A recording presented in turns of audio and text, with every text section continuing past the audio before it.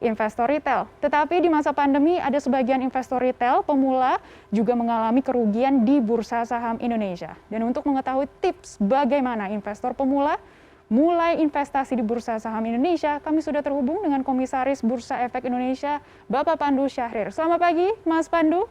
Selamat pagi, apa kabar? Ya, baik Pak. Salam sehat untuk Anda. Salam sehat juga. Iya, Pak. Ini bagaimana Anda melihat fenomena investor retail di Indonesia? Menurut saya positif, apalagi sejak zaman COVID, kita ada penambahan dari bulan Maret, April itu kurang lebih 10.000 subscriber baru setiap hari. Jadi sekarang itu fenomena yang cukup luar biasa, di mana sebagian besar adalah anak-anak muda di bawah umur 28 tahun. Jadi saya rasa perkembangan ini positif, bagian juga dari financial inclusion yang ingin dilakukan oleh Bursa Efek. Nah, tugas kita ke depan adalah bagaimana bisa berkomunikasi untuk mengajari adik-adik kita yang baru ini bagaimana berinvestasi secara long term di pasar modal Indonesia. Ya, Pak Pandu, sebagai investor pemula tentunya ini kita juga harus menganalisa data-data fundamental. Dan data-data fundamental apa saja yang harus kita simak supaya investasinya ini tepat dan cermat, Pak? Ya, pertamanya juga harus belajar apa sih saham-saham, kenapa kita membeli saham untuk berinvestasi. Kita membeli semacam unit ownership atau kepemilikan kepada suatu perusahaan. Di dalam memiliki perusahaan, coba lihat dulu fundamentalnya. Ini perusahaan apakah secara paling mudah lah adik-adik kita, apakah ini best in class di industri mereka. Apakah ini yang kita selalu pakai setiap hari. Apakah itu di sektor perbankan, di sektor mobil, apakah itu di sektor makanan, dan seterusnya. Nah, setelah lihat ini best in class, coba dilihat harganya bagus atau tidak, itu coba tanya, baca-baca report atau baca analis report. Ya, dan setelah itu ya belajar membeli. Nah, kalau hanya dibaca tapi tidak juga berinvestasi, ya Anda tidak tahu bagaimana rasanya berinvestasi. Ya, jadi setelah belajar ini harus melakukan investasi juga ya Pak Pandu. Dan tentunya ini di masa pandemi memang banyak sekali gejolak IHSG dan momentum harga IHSG yang tadinya terendah ini 3.900-an, ada kemungkinan kita harus menunggu berapa tahun lagi Pak baru kita bisa mendapatkan harga dip seperti itu ya Pak. Dan kedepannya setelah pasca pandemi ini Pak, bagaimana investor pemula masih bisa mendapatkan cuan di bursa saham Indonesia? Saya rasa secara long term, berinvestasi di equity market seperti pasar modal di Bursa Efek Indonesia akan memberikan Anda keuntungan yang jangka panjang baik. Karena at the end kan, kalau Mbak pakai bahasanya cuan, kalau bisa ya cuannya long term dan sustainable. Nah, salah satu cara yang terbaik memang di pasar modal, di equity market. Jadi kalau Anda lihat, jangan lihatnya jangka waktu 1 hari atau 1 minggu. Coba pikir 10 tahun, 20 tahun, 30 tahun. Ya kan? Dalam waktu 10 tahun saya rasa best return, just risk, mungkin adalah equity market. Dan itu dibandingkan yang lain-lain ya. Dibandingkan beli properti, dibandingkan beli mobil, dan yang lain. Tapi ya tentu yang nomor 1 adalah education. Nomor 1 menurut saya investasi terbesar adalah di education.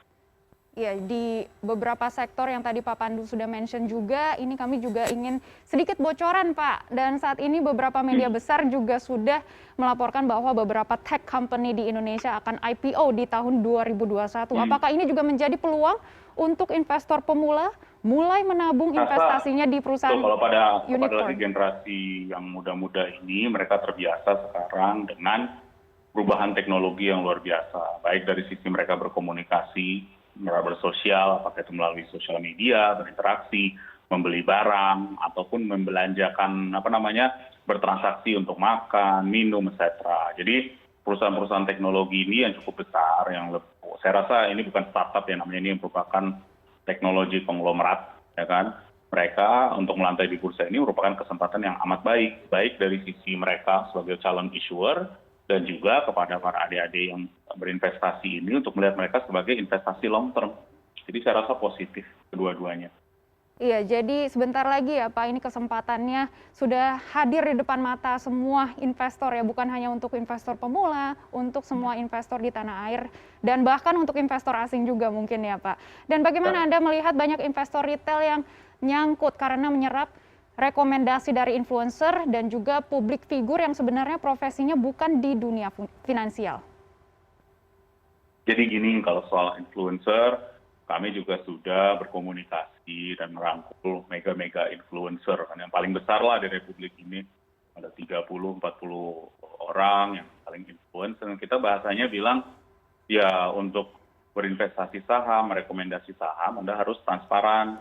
Dan Anda harus mengerti apa itu. Karena at the end of the day, apabila Anda adalah punya nama baik, dan bisnis Anda kan adalah membawa nama baik Anda, ya harus berasosiasi dengan saham atau perusahaan yang juga sama baiknya dengan Anda. Karena untuk seorang A, seorang B, seorang C, anggap sebutlah siapapun mega influencer itu, kan tidak banyak juga saham yang mirip-mirip dengan mereka. Nah, itu jadi penting juga. Saya ngerti setiap orang mencari nafkah, tapi kita mencari nafkah yang baik. Dan kepada teman-teman juga ingat, karena banyak sekali adik-adik kita mengikuti apa kata-kata influencer, yang bahasanya aja influence seseorang.